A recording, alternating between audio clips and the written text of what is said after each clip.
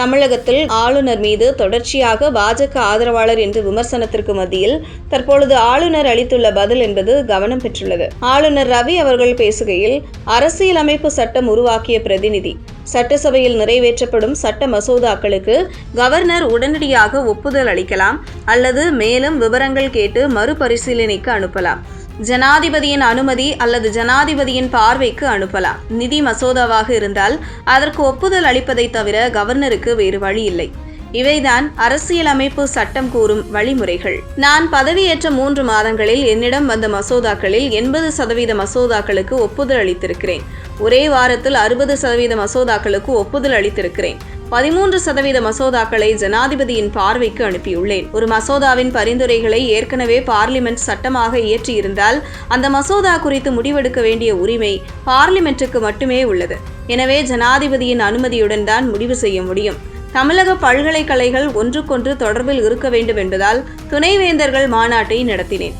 இதை விரும்பாத அரசு வேந்தர் பதவியிலிருந்து கவர்னரை நீக்க சட்ட மசோதா கொண்டு வந்தது. விஷமத்தனமானது கல்வி என்பது பொதுப்பட்டியலில் உள்ளது. மத்திய அரசின் அதிகார எல்லைக்குள் மாநில அரசு நுழைய முடியாது. எனவே அந்த மசோதாக்கள் ஜனாதிபதியின் பார்வைக்கு அனுப்பப்பட்டன.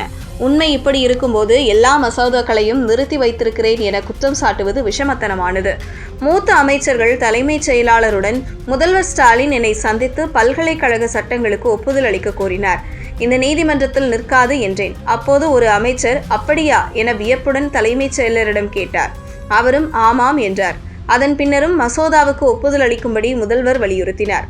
தமிழகத்தின் பட்டியலின மக்கள் காலணி அணிந்து சில தெருக்கள் வழியே செல்லும்போது தாக்கப்படுவதாக செய்திகள் வருகின்றன.